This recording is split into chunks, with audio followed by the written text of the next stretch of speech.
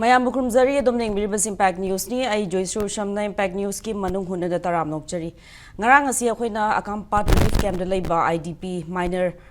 nupi macha amabu tamthina hatpagi adui pausi yamna nungaitana wakhanda leiringai da ngasi ayuk si akoina ayung anta dagi akoina pau thingna waji hojiki TRONGLAOBI awang lekai da admaina yumda dum tummaga leijaramba angang macha ni kuki khulai paiba singna admaina nongmai kaptharak padagi yamna tamthina dmaina chak phau cha ba haitriba angang admaina legidabagi thogdo aduna adagi mamazu yam hojik ma operation di tawre sok padagi ras medicine operation tawre aduga mazu aruba film da dum leiri aduna ahoi May 3 2023 gi irang ji manung zeida sikumba nungai taba thogdo ji adum tatna adum thingna duna adum laglabani aduna ngasi amuka Manipur je dum grief tawri kapli grief tawri akhoi Manipur de leiri ba miyam gi thamoi ji yam wana hujik leiri bani aduga question tawri akhoi yam achobo question hujik leiri ba system leiri ba lengak Manipur da karino haibaji akhoi yam kanna question tawri aduna ngasi gi TRONGLAOBI da thoiba masikum yamna tamthiba inhuman oiba dukumba action masikumba act sigi matungda miyamji yamna saure akhoi khoisangnoraba miyamna hojik irang widespread protest lambi thingba pendaba phongdokpa masi akhoi mayamna witness tore dukan bazar loinmak shutdown total shutdown in lairi basi schools loinmak thingjan grabani habdi in solidarity with the grieving family aduga hosikumma hojiki terrorist ki act smain chatharak basi masi yaningde habasi masi uttaba yade habegi miyamna mana thoglaga maina khongjang changshali bani aduga masi gi marakta hojik CRPF camp da thomjin duna karigi damakta security force laina mafam abduda smaina nomai kapthabagi incident thoklibano angang macha ani lekhidabagi thogdo ji kamai thokibano mamadana aso apan nanghankhibasi kamai thoibano haibada pen daba mayam do khongjang loisina changma matamda CRPF ki personnel singna nomai kapthorakpada yamdrabada mioi ahum sire ani magi haksang gi rims leire habegi paus le aduga mioi kaya maromna aso apan nangkhre hojik raj medicity Sija hospital aduga rims ta laikana duna leiri moi markta khara madi yamna aruba phibam da lei operation loira matungda ICU da leibusu yauri do khara mana khara light injury phangbasing na moi discharge tawusu yaukre aduna ngasi akoina puzariba topic asi TRONGLAOBI terror children killed system questioned aduga akhoi ngasi gi panel members na ahan bada ki right makta lenction biriba oza Dr.Dhanabir Laishram social scientist oza butaram nokchari mayai thamuda lenction biriba oza Dr. Yumnam Premananda head of law department Manipur University oza butaram nokchari and on my extreme right lenction biriba oza Khuraijam Athouba working president IPSA oza butaram nokchari ngasi gi discussion of doctor bazi ahan bada hek oza Athouba da gi lakchege oza smaina tum liba angang innocent angang ani smaina mai gi phamungda smaina kaptharak pa attack lakpada smaina tamthina hat khiba aduga nakala morom dana khoi lenga ki site gi khoi peace khara phagalakle security ki fibam phagalakle dum lengang na kanna honari haina atopa mayam tawba election campaigning phabu tawriba aduga imung manung da leiba angang je safe oiraktraba masi kamai ning biba yabage oza अखोना अइना खनबदा अखोगी state government से complete delusion नमदा state से governance से तौरगा लेबा माले मरमदि कइनो हाय कांदा मखोइना हजि फावबदा मखोइना लॉ एंड ऑर्डर सी मेंटेन तौननबा और लॉ एंड ऑर्डर रिस्टोर तौननबा पाइखतपा थबक की ख्वाइदगी मरुओइबा थबक सी सुबाइ पाइखतना मियाम सिदा तोंगान बा सिंबॉलिक ओइबा जेस्चर सिंग हाइगद्रा नत्रगा अखोगी लिप सर्विस ओइना तौरगा मियाम सिदा अखोगी ऑप्टिक्स खरा हाइदि मिदना उबदा मानगदो मोंग खरा दा सुम अदुम मखलगी ड्रामाटाइज तौबा इंसिडेंट इवेंट खरा दा पार्टिसिपेट सुम तौरगा सुम लेशनबा माले मरमदि कइनो हाय कांदा हुजिक थोइबा पोटसे अखोगी वाखल मिडियंग दि हानदगी अखोय दुम हंजन हाइबनी मणिपुर की चिंगी सरुक सिंगदा terror element si still adum exist tawga lei hana irang kalinge matam me gi tang ahung gi matung dagi lerakhiba adum makhal gi terrorist element mayam se chingda adumak ngasi su leiri haba se masi state na khangbra khangdabra isni natraga moina leheli ra haba question thole marandi state na chingi jaga singda terror element sing si लौथोकननबा लोइसनननबा और मोइसी sanitise तौथोकननबगी ngasi boda masak thokpa police ki or military ki chap chap action da paikhat panate chumdagi yote thangte pompi nupi kari pai makak khara puthoga phare har bunker khara sibagi paunatna ngasi boda mari lenaba thokriba thodo atho chong chobo singsi da chenaba terrorist organization ki leader am ta phaba punbagi wari leite am ta encounter tawgibai wari leite kari makhal am ta ki military operation chatha dana chingda akan ba tho paikhat ki leite hojik chingda se ukhulom da haukiba litangi thogdoktagina ngasi phobda February ki tang kyan do tang 8 la February tang 8 umdong male adudagina hoji phobda chatharaiba nomai kapagi thogdong mayam sidaisida central force na adugumba makhangi terror activity chathariba jingju method kai tawge kaim tawde hoji sona kan da su ngarang na handagi dum adu mamangi thasida dum tatana mafam da nomai kapa ma to dum tawe habadi chingda khulai pairaga mi sing dum chatleba ada khoi state government na ina khoi ngai di state government na chingda terror group mayam terrorist mayam na nomai ko laga aisa khoi chuma tam khadi potha si tumma ga leisi na nungai na tumma lai thoki bido madu Manipur gi government sina tampalom da na khoi Manipur da shanti la ko hore na lautwe that is the biggest mistake chingda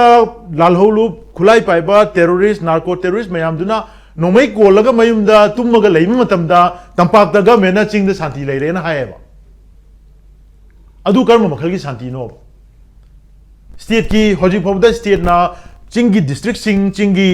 area mayam sida law and order si restore torpagi law and order maintain tawna na ba paikhat pa thaba ki report kai lege hojikti the DGP of the state should submit a report to the people chingi police station mayam sina magi jurisdiction da terror elements lei leite kulai paiba army mi lei leite central forces mayam na control tawi tawde habi report da puthong ambre kai leite thogdok thwe na adu moi gi maikedi kaim ta statement no phajo Twitter da kari de X da khara police ki nangi site to da page to da khara ira lo changeni aduna akhoi gi lamsi da leiriba governance law and order policing ki thabak se maji completely collapse tore sigi leiriba collapse toroga asuk sang na yum lak matam chi da state ki leiriba government sina delusion namada tampak si natraga Manipur da shanti hanjala ba dongna shanti hanjala ba dongna waji nganga sum adom da dramatize toroga miyam si da ona tenana khoi gi sandhok leirabani na miyam su madu gi poche khoi bab tarak ta bam la adna masigi issue se khoi tamseng na hairabada ngarang ahing thoi ba thodok si surprisingly moi amuk target se tawra matung da pendraba miyam duna khoi shauna badagi ngakani na sengani na leiriba kangu dui mathak da protest tawbada adu do onje lagu nomai kapi si this is a clear act of state terrorism India na Manipur da chatha ba state terrorism gi mayek lar ba khudam ne ba central forces na penda da mi gi macha masu hatuk pirakanda penda badagi khoi shauna raga chelaktana made da protest tawba mi du bo mu nomrang onjala nomai kapa hat pe abra nge haki mamang da CM na press meet ama pangthokki adu da press meet ta pangthokpaji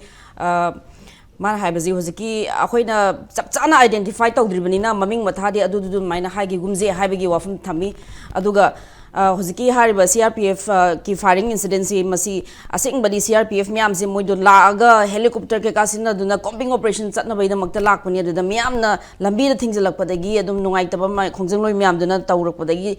thoki ba thogdongni haibagi wafam home minister ki side tagi maina thambas leoza please continue no aina hajari di security forces si civilian protect tawna ba natro yes civilian da casualty taptai thokanda khoshau na ba civilian myam duna security forces da pen da bagi protest kha tawjabadu khang aching loi moi da noi kapsalak pro moi da thang yalak pra ba aduna makhoi da racial oiba attitude am yauri ba maje han da gi solution sina lai hauji chu dum yawi mami ne ta ri se ada asigi attitude si da deploy torokpa central forces si akhoi miyam jigi pulsi lanthum ngak chenna ba thambne ha bise akhoi na thajaba ngam gidra miyam no ji thajaba mange hauji ti completely thajaba mange ba sigi thajaba mangi poche masi akhoi hanjan han bado ji ti wara ne kaino da miyam micham miyam pen da badagi somdagi chenjal ai ba adu da onjal laga no mai kapaga hala abni na madu da kana thajado no ba adna hauji lai ba poti kaino hai kanda angang hatpa aduga haliba angang haliba dugi mathakta hojik state na chumnagi tawriba press meet mong duna miyam da peningai oiroi hoji akhoi na pamjing ngasi gi numit sidai sida ngasi akhoi gi keno na su kokomi na su press meet tawga lautwe ngasi gi numit sidai sida state na kari hariba situation sigi oiba chapa official oiba mogi statement ama miyam da thamgodabane madu thama matungda state na masigi chanaba thabuk se kari packet kari packet pa hore abse miyam khangna visible oiba military action police action security ki action paikhala kanda ching the operation chathara kanda not just hojiki angang halam bada bong kapselam bi mi du ka paraga lotion bune yaro eba chingi su chomda ukhul ka pis kamdong tare asidi manipur asidi ki sukai da bra asidi chathan dori bra kuki gulai pa me amna ching do koi chal lai sidi adum makha chathan dori bra ba hojiki kapom mi du ka paraga waraga loi dori bra ba adu state ta yam lan ba state na terrorism yokhat pa man ba thawong ma yam kan to khale ba hojiki khoi question tawrani Nemcha Kibjenda Ministry Deputy Chief Minister PDC Nemcha Kibjeng Nupana Sumna Kanda suspension operation ki terrorist group ki leader oile raga main bida deputy CM Pisha Lakanda Chief Minister na pentho mise kamaina no adu pentho lakanda terrorist na ekoi da nome kapi da roy ekoi na ching lambi chapada ka shuto bira roy haraga Manipur miyam da ucha raga sati hanjale na lawbu yana mu khake Pisha luri rawa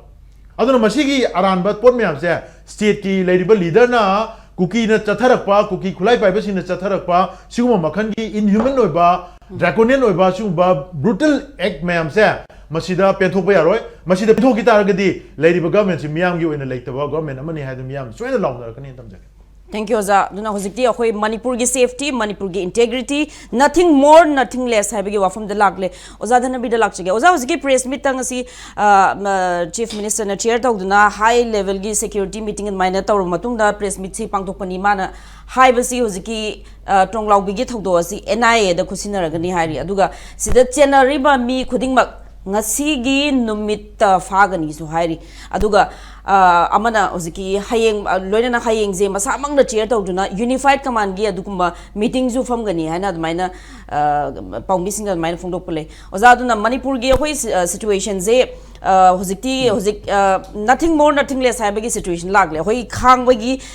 sakti je sum kanong sege na khang ba kari khang bundoino haibagi question de lagle oza aduna Lenga ki site gi dis maina moina adum maming matha bo chenari ba sing do kana no adu khangdri bani na thiri bani na maming bo paning da bai mong tawba aduga justification pi gi mong dum tawba si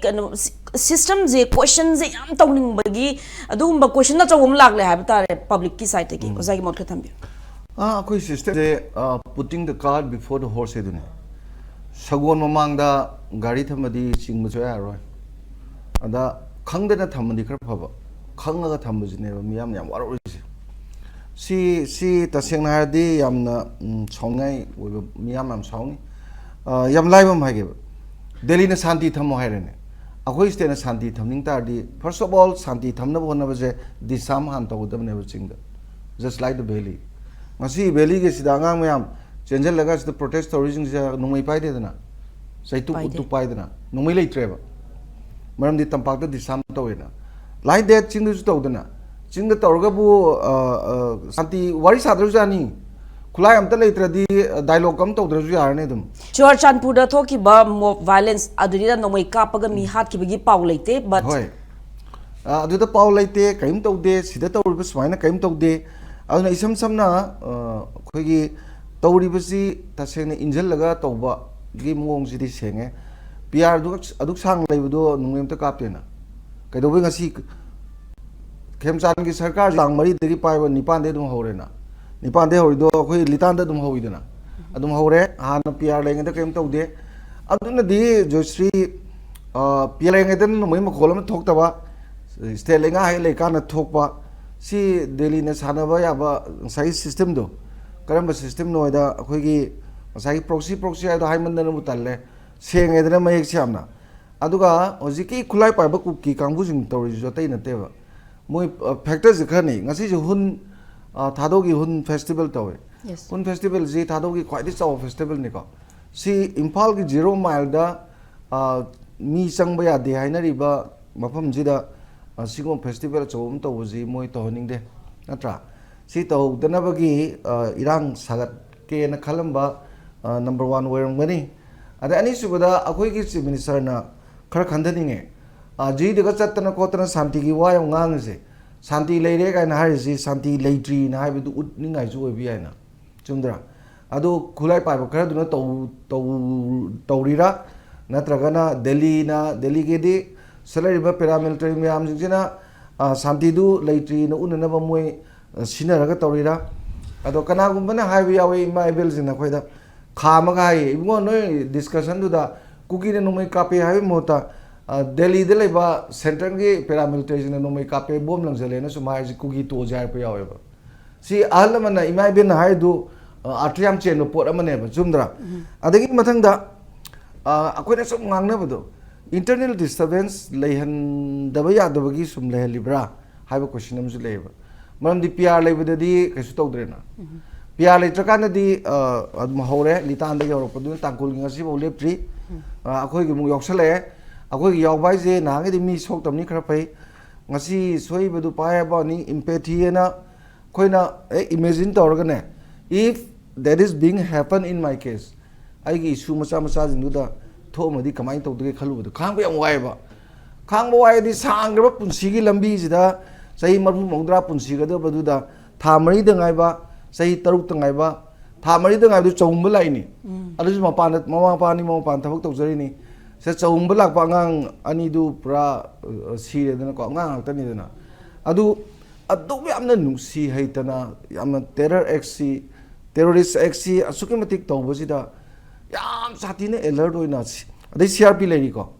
CRP leri moi kadubagi khulai puraga moi da langthoga mafam du yongna changpa yam lapna teba tawrisi ko lamang leba degi di khong macham leba du yam nakra pone ba aduda attack tawre tawbadu da makhon thong ani nakra di ko aduda kaim taw ngamde tawde aduna di intentionally tawwe khanmani na miyam no warorisi adai da neba aduda neba thomjali miyam se thomjal le phare thomjal nongmai pa thomjal ma te sei lang pa to buni aduda mu nongmai kapsale natra yes masana adu sidadi akhoi gi miyam gi punsi je Delhi dagi lakpa center gi paramilitary force na ju Delhi da phambiri ba lengak pa na ju state ki lengak pa sidale biri ba unified command wagera DGP wagera dagi di chief secretary wagera governor wagera akhoi gi anok chief minister di kari khalam dono khangdre loina baksina ne akhoi gi mi mayam jing ji punsi gi mamal ji kain ta khandre tin kang dong khan bai mong da leire ba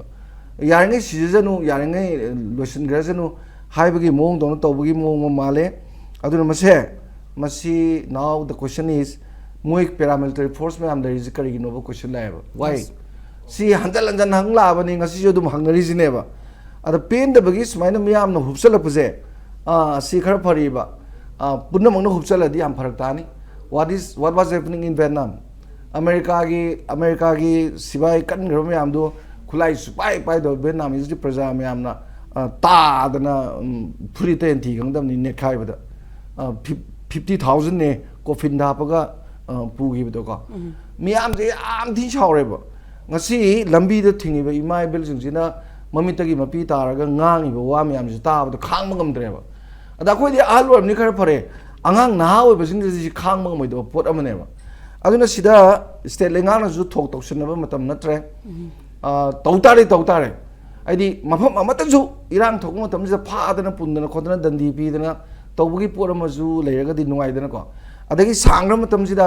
karamba mafam da ching dagi kapana sophisticated weapon kape pha badana local made single barrel phare si kaidori no ba si irai laina khangmo pot ngakta ni dana kulai me am phare torga local made single barrel khar tawni kapi na sophisticated ngakta ko yam hemang re inabisina aduna masi yam hemali aduna number 1 ojik se state lengak leire na leiriji maming da leidoira aseng ba leidoira du ju khangde tawthorei bas da di maming da leidong man bagi posu lei hayeng je unified command gi phamni tanar ni ngana ni khanar ni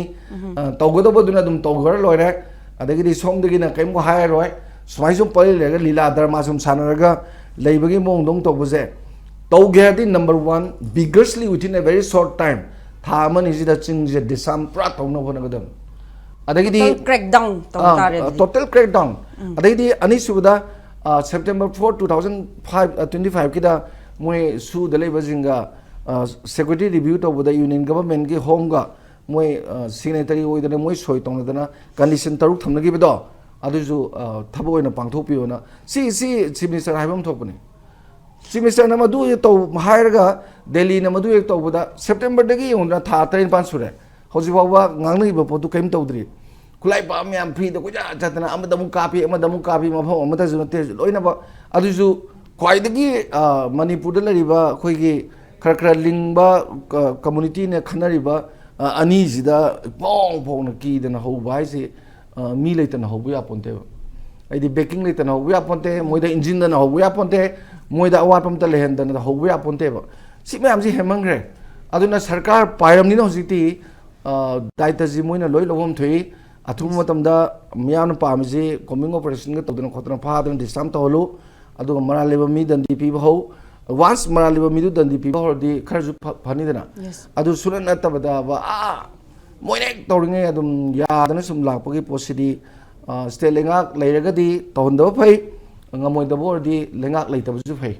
lengak leitradi miyam na thugum tawre dana ko se khoi lengak le na tainadre adai tawbuna manung dagi patong tawre miyam gi sakti ju loi mange tawning ba miyam adagi miyam gi protest tawning ba miyam ju loi mange sigum bu khara khandara gane ai gi chokri gi ai gi future gi political career gi kargi kaim khanbirunu miyam na bu yar di lore oza do moina NIA prof tawhani haije masi tangai fadabra or stage na dum adu di kadone na khoi lip service ni dana ko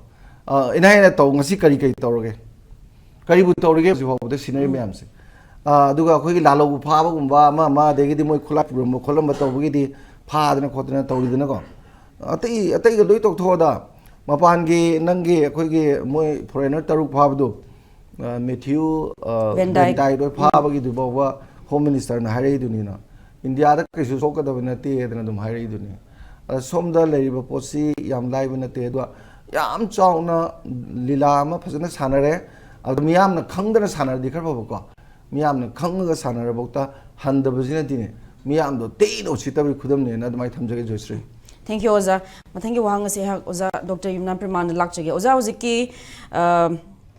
pen da badagi dumaina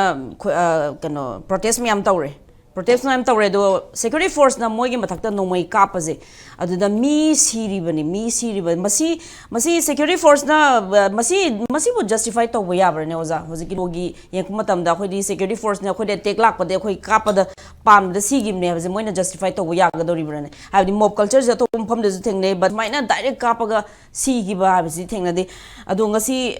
26 yam drab mi kuntaruk ne soi baje aduga si baje confirm pura moi masale baje mi ani leire hana hairi do khoina taba pawde mi ahum sire habsi di lei adu ani gi maming mathadi fanglabni oza ado hojik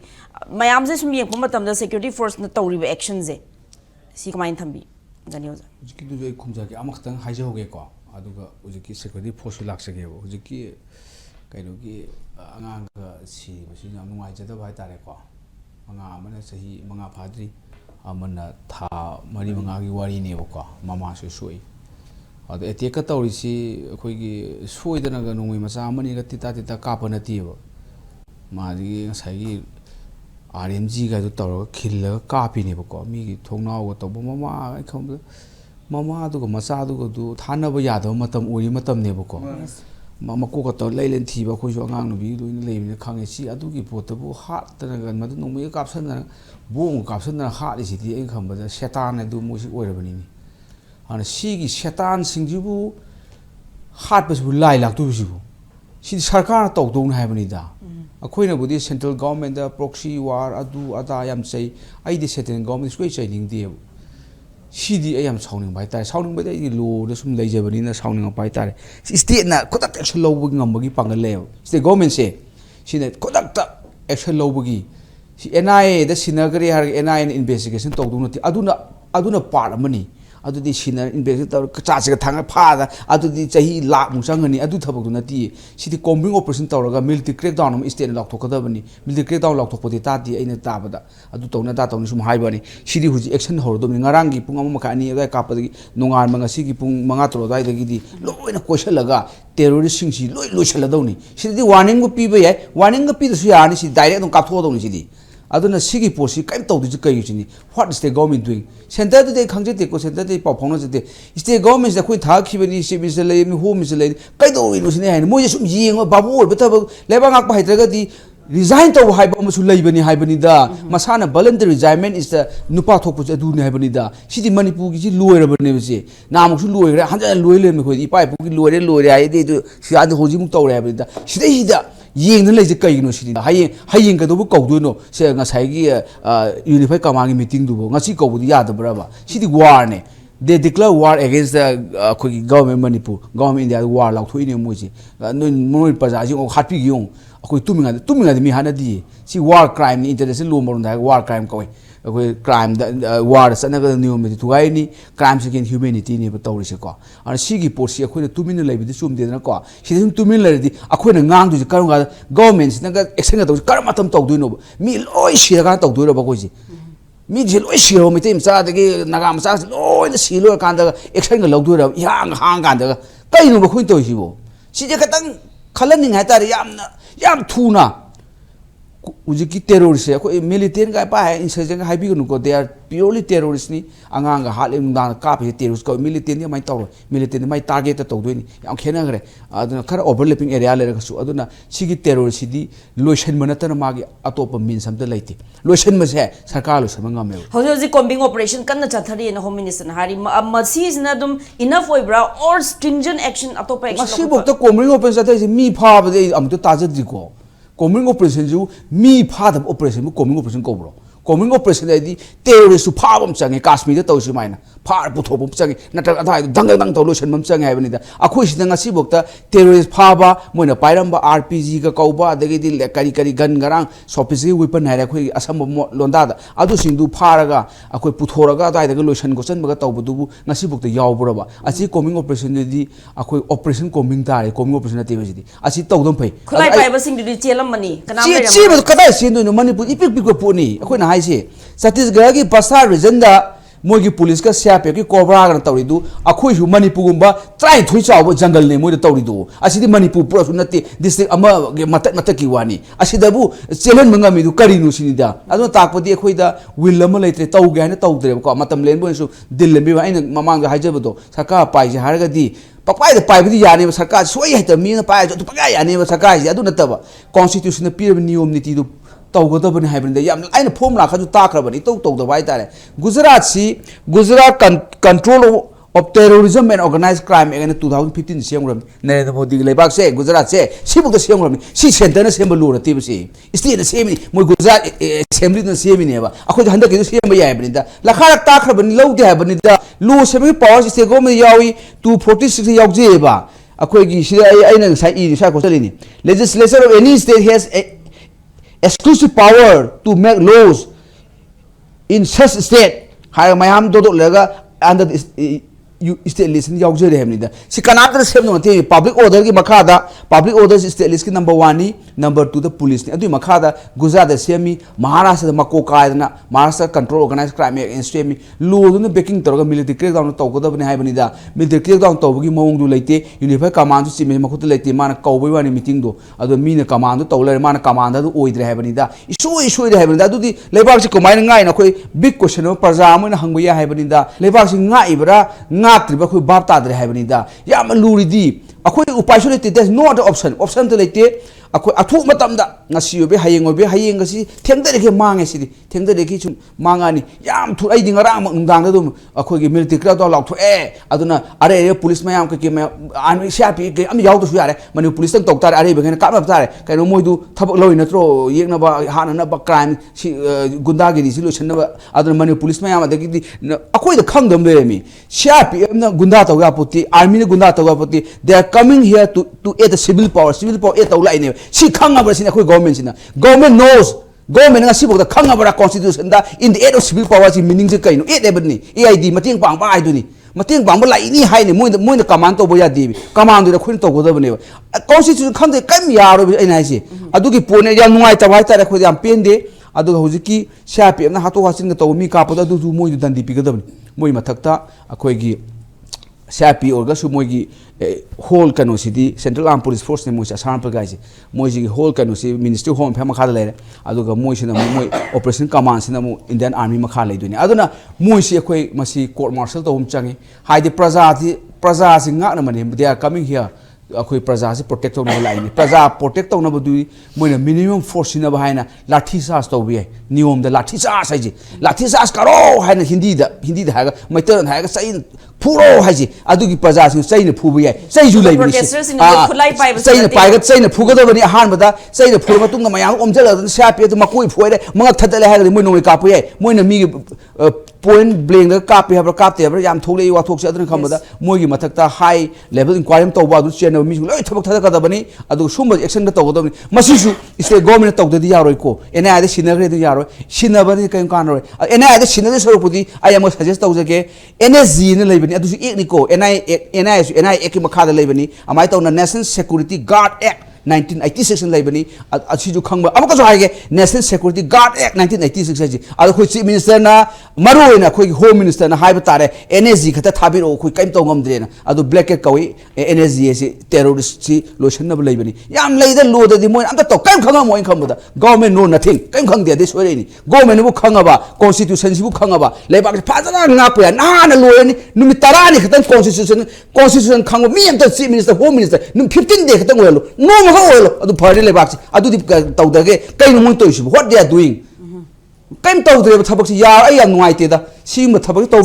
civilian the Kapalak was sing do, Kaplaga civilians here lay have again no item of Fundupa, Kongjang Loising, the Oina security force na Kappa. Suya de security force excel logo of the excel logo you are the Kutate and Qua. Paka the Kappa, the Quizzi, Louis Shirani, Cookie Karahalani, Cookie terrorists in Karahalani, Adagidi, a security Adum protest or security force on Halani, Aquid the Nungani Mataharo, Aquid the Louis Shirani Habanida, Aquid the Shivi Polo Patareva, Aquid the right to life, not the right to die Tare Habanida, no Haning Makahalo Lao, a sharp in a Karahalo, and Minakalo, a Sabakaralo, a Degi terrorist Karalo, Kaino Kudo. She's the protection government of Piga the Neighbor. Central government time binuko I had Moy Boxi Akolo Kangasu Ahan but talk to the state government talk to neighbor. You are coming here in the air of civil power. Kaposi or the Piga the Adagi military down to Minute police authority, such as the police in the sharp Corban in a row at Togodoni. Carry the country Yaro, Lebax and I say, she did a pen talk later about Akoi Adum Luidun. I book is attacked Hawaii. No mona amaloiba not rosa curfew times and create the internet say suspend of grade 3 others plan internet thing by government have internet thing ba later ko they sorok koilas thaba adumban thabo in tawler tawgodaba akhoi praja me am khananaba noi pai anytime tuming at the heart get selling at the heart get mama jo sako bulak pun pim jam ha to pi ikui kuidring at natra ada sai de gi this me ahum no pi ahum de gi anga ahum ha to na mata langal lai mi kai no khuin to risibo sidai da yeng da ga forgive and forget kai phajara londa se mang tho e habni da hojik ti forgive to ko dabni encounter on the spot order pi ga dabni ha asuma mi ju ko forgive to ya ga ro adu di court ka chu leite chu ya ne hamada mi ga panga thal nonga la forge mata ga no thola ne daku mayam do terrorist mayam do si handok piu praja su akoina na hoi military down to piu haidra koino land di mamute lepani ko fataba so pharodom no hogol ga paka ka pakhine khoi haiba ne dum madu lowda na khoi da yam nungai na ga tumna khodna ga thaban na sung le thore ba koi si ko aduna akhoi hujik si hogolak paren khali hogolak pasida togoda mathau tahoro ado terrorist ki hidak ti there's no other hidak only on spot lotion banata soilete lotion badu ne khoi pami di operation tor operation di success were medium the phade khulai dem phade adu operation du what type of operation no haiba ni da